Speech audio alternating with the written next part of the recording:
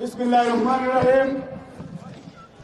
ভারতের আগরতলায় বাংলাদেশের সহকারী হাই কমিশনে হামলা, বাংলাদেশের জাতীয় পতাকার অবমাননা এবং বাংলাদেশে সাম্প্রদায়িক দাঙ্গা বাঁধানোর ষড়যন্ত্রের প্রতিবাদে জাতীয়তাবাদী যুবদল, জাতীয়তাবাদী স্বেচ্ছাসেবক দল এবং ছাত্রদল আয়োজিত ঢাকা টু আগরতলার লং মার্চের ঐতিহ্যবাহী কিশোরগঞ্জের ঐতিহ্যবাহী ভৈরবের আজকের এই পথসভায় সভাপতিত্ব করছেন জাতীয়তাবাদী যুবদলের বিপ্লবী সভাপতি আব্দুল মোনায়েম মুন্না।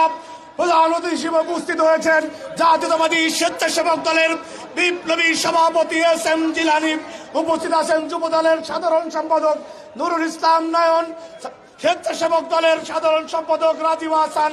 কিছুক্ষণের মধ্যে উপস্থিত হবেন ছাত্র দলের সভাপতি রাকিবুল ইসলাম রাকিব এবং বিপ্লবী সাধারণ সম্পাদক নাসির উদ্দিন নাসির।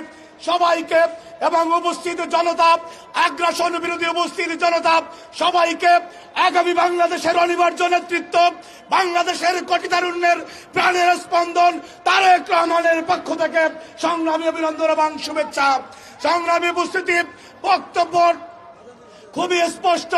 আমরা দেখেছি 5ই আগস্ট খুনি হাসিনা বিদায় নেওয়ার পরে এতদিন যারা বাংলাদেশের সাধারণ জনগণের ভোট ছাড়া খুনি হাসিনাকে টিকে রেখেছিল, সেই সাম্রাজ্যবাদী ভারত প্রত্যেকটা সেকেন্ডে ষড়যন্ত্র অব্যাহত রেখেছে।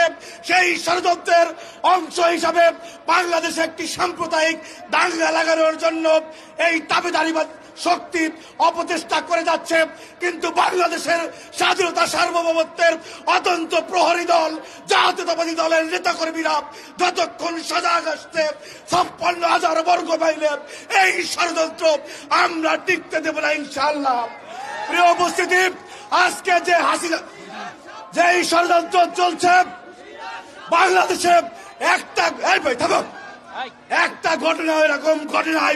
সুতরাং এই ধরনের অপচেষ্টা ভারতীয় মিডিয়া যে চালাচ্ছে, বাংলাদেশের সরকারের কাছে অনুরোধ থাকবে এই অপচেষ্টাকারী মিডিয়াগুলি বাংলাদেশে বন্ধ করে দেন। সংগ্রামী উপস্থিতি, খুনি হাসিনা পালিয়ে গিয়েছে। খুনি হাসিনাকে আমরা বিয়ে দিয়ে দেয় নেই যে বাংলাদেশকে যৌতুক দিব।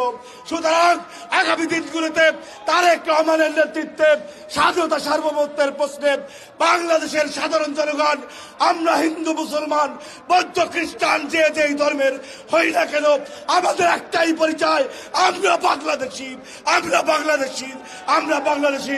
সবাইকে ধন্যবাদ। জাতীয়তাবাদী ছাত্রদল জিন্দাবাদ, তারেক রহমান জিন্দাবাদ, বাংলাদেশ জিন্দাবাদ। আসসালামু আলাইকুম।